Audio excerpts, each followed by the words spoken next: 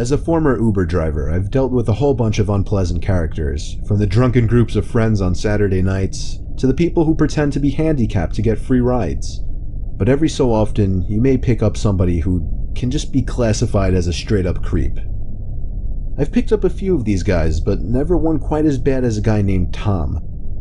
It was a Friday night of the year. I had nothing to do, so I figured I'd do some late-night pickups. This was 2 years ago. I was 18 and had a new Honda Accord. My parents kinda spoiled me a bit. I was a very skinny 18-year-old though. That's why my dad told me to always keep a blade in my car, because you never know what kind of nuts are getting into the car. A guy named Tom popped up a couple miles away by a major shopping area. I responded to his request and started driving in that direction. I pulled up in front of the shopping center where I saw a group of teenagers hanging out. It looked like trouble. I hoped this Tom guy wasn't part of this group. A bunch of them looked at me in my car as I slowly passed. Eventually I just hit the gas and went further into the parking lot of the shopping center, wanting to get away from this group. I did 2 laps around the whole parking lot until I finally noticed through my left mirror somebody approaching my car from behind. I rolled down my window and called out Tom, and he called back yes. I told him to hop in. I had to repeat myself 3 times, and given that all I was saying was hop in very clearly, made the situation very weird from the start. The 4th time he finally understood me and walked slowly around the back, getting into the seat right behind me. Usually the people I picked up would sit diagonally from me, which is what I preferred. When people sat right behind me, it just made me a little paranoid sometimes, especially when the person seemed kinda creepy. This guy was old. He had to be in his upper 40s. "Where to?" I asked him. He told me an address, which I entered into my phone.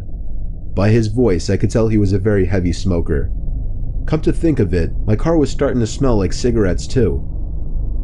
The address he gave me was 10 miles away, which was fine, since it meant I'd be making more money. I tried making small talk initially, which didn't work out too well. Like if I would ask him a yes or no question, sometimes he would just mumble, and any other questions led to dry responses. I stopped talking when he completely ignored one of my questions. That was within just 5 miles. There was still 5 to go. By the 6-mile mark, things started getting uneasy in there. I was afraid to look into the rearview mirror because I was so sure that he was staring at me. I took a quick half-second glance and saw I was right.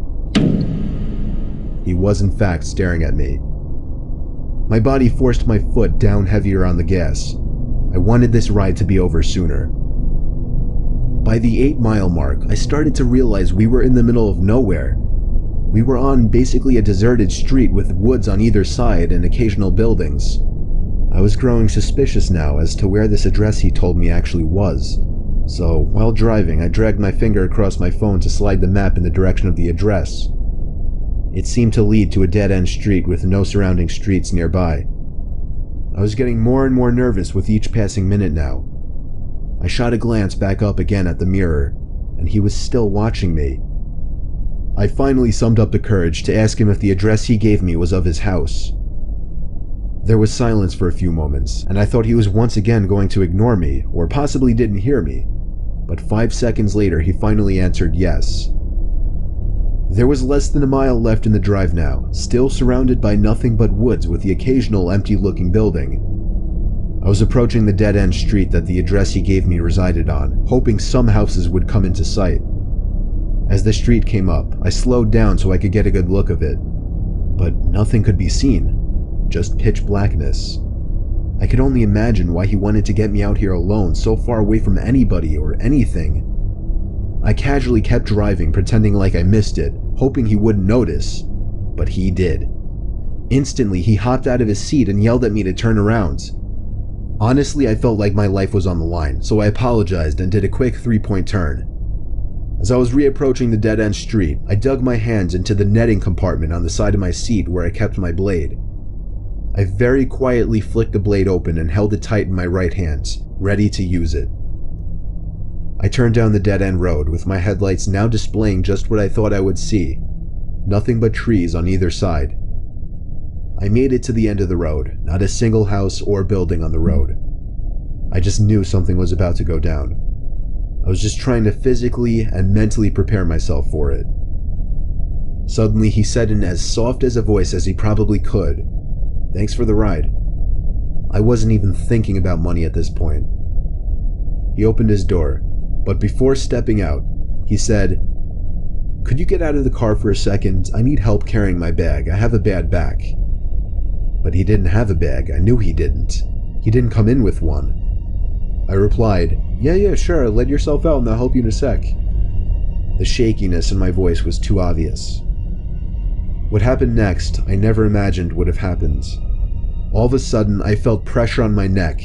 It took me at least a second before I could realize he was choking me from the back seat.